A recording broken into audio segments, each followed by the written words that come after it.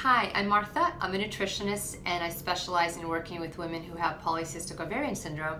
And I've been specializing in this for the past 15 years. So I've worked with thousands of women who have it.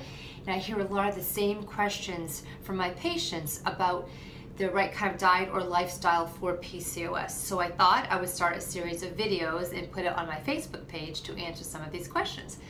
I just finished writing a guest blog post for Erica Volk, who is the PCOS personal trainer, and I decided to blog about why you don't need to be carb phobic if you have PCOS. And I think this is a really important topic because so many of my patients come to my office and they're terrified to eat carbs. They're afraid of eating even certain vegetables or carrots or fruits or even healthy carbs like beans or other whole grains because they've heard carbs raise insulin, and that's the worst thing for PCOS. And it's true, we all know insulin resistance tends to be at the heart of PCOS, so we don't want to have a diet that will shoot your insulin levels up. But I think a lot of my patients are taking it to the extreme. They're becoming terrified of carbs and they're eating a lot of protein and not enough healthy plant-based foods, which we need for a healthy diet. So I want to talk a little bit about that, but I also want to just mention that when it comes to a healthy diet for PCOS, it's not just about insulin resistance.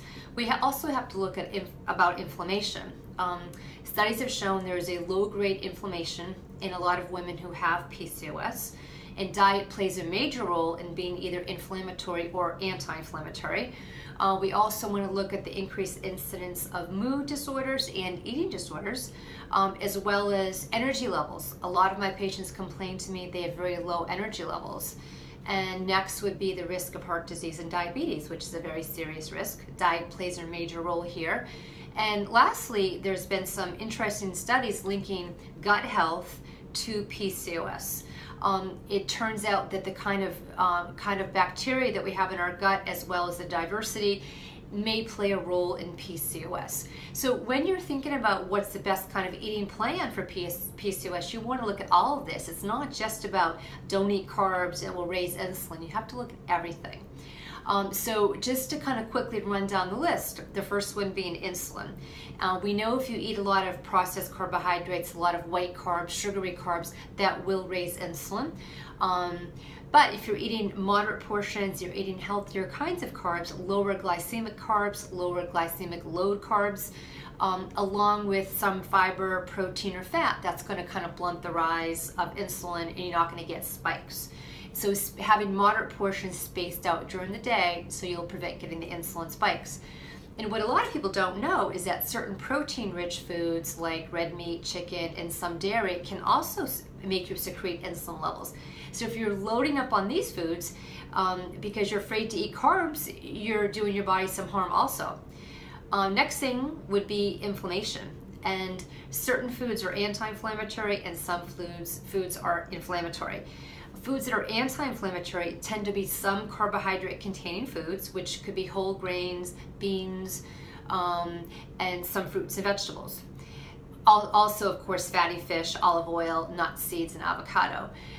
So those foods are anti-inflammatory, but foods that tend to be inflammatory would be a lot of processed foods and a lot of red meats and, of course, trans fats. So again, here you go, if you're loading up on a lot of animal products, you might be causing more inflammation, whereas if you had more whole grains and other healthy carbs, it's more anti-inflammatory. Next area to look at would be the risk for mood disorders. Studies have suggested that if you're on a very low carb diet, it might lead to a worsened mood. And one theory is that when you eat carbohydrates, it helps you to raise your serotonin levels.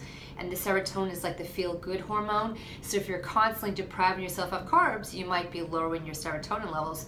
And also, I mean, what kind of mood would you be in if you don't get to eat some of your favorite foods? You're feeling deprived and restricted, so you're not going to be in a happy mood.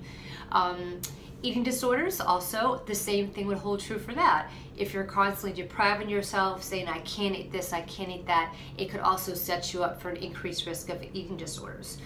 The next area would be risk of heart disease. Studies have shown if you eat whole grains, other plant-based foods, vegetables, beans, fruits, that decreases risk of heart disease as compared to if you're eating a lot of, again, animal products, it may increase risk of heart disease. Next would be energy levels. Our body prefers to run on carbohydrates for fuel. Our muscles and our brain prefer carbs. So if you're putting yourself on a very, very low carb diet, it's chances are you're going to feel tired. You're not going to have energy to work out. It's true you can get energy from protein and fat, but most people feel better when they do have a little more carbs in their body.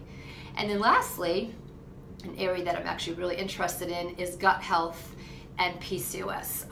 Studies are showing that if you have more of a plant-based diet or have, again, whole grains, beans, fruits, nuts and seeds, those kind of foods, you're actually feeding more of the good bacteria and creating more diversity in our gut bacteria. Whereas if you're doing more processed foods or more animal foods, it might have more of a negative impact on your gut bacteria.